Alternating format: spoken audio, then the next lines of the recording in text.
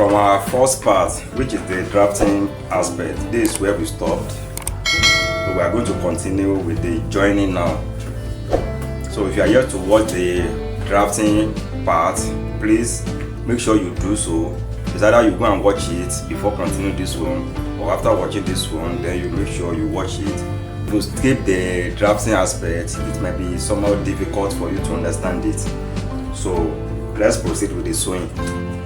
I'm only adding this sewable boning just to keep the back area structure when we add our loops.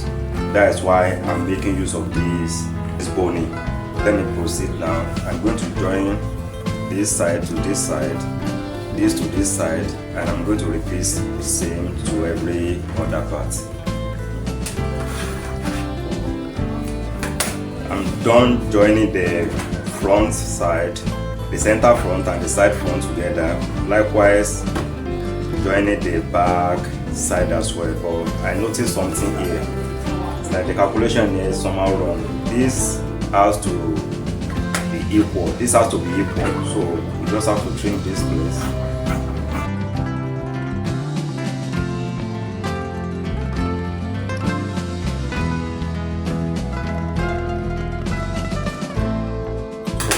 That is it. And also we are going to trim this place as well, so we make sure the thing is equal.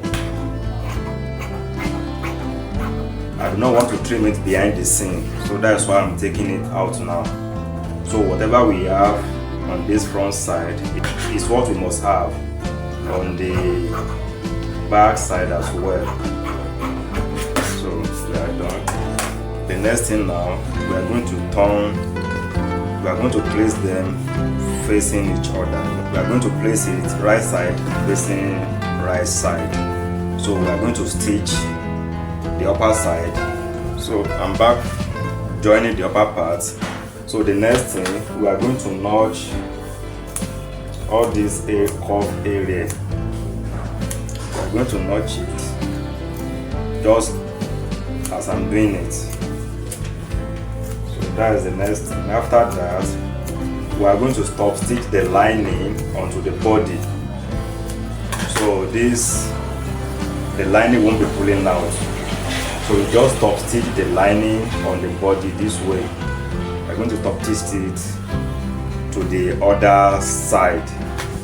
After that, because I'm going to do both now. After that, you are going to stitch your boning onto the lining as well here at the edge, leaving ½ inch.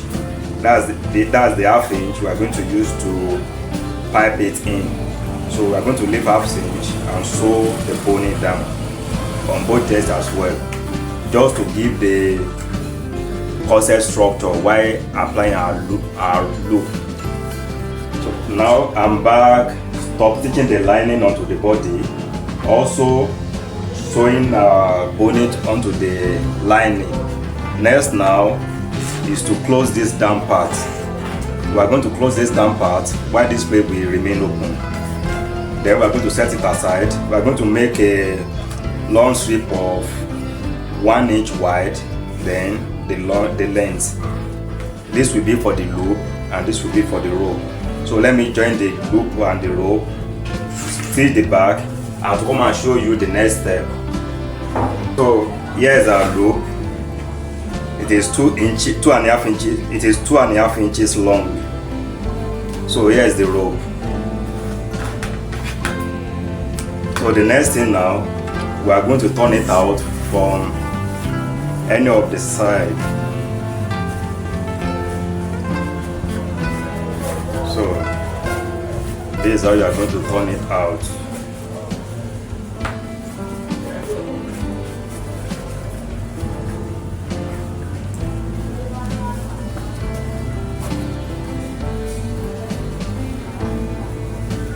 After that, we are going to turn it in this way. So here is it now. After turning it, so here is it. We are going to turn it in ½ inch. Then this is where we're going to apply our glue. So let me just go ahead. And do it. This is what we are going to have.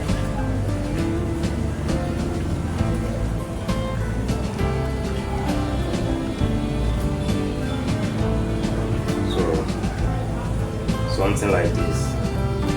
Let me just go and join it. Then we are going to sew on this edge, very edge. That is all. Then I will come and show you the final look. So please, if you like this video and if you know it is helpful, you can see the structure. You can see the structure yourself. And the beauty is when it's being put in on. The beauty is when it's being put in on. If you notice this place, I top stitch it twice just to secure this edge. So that is how it's being sewn.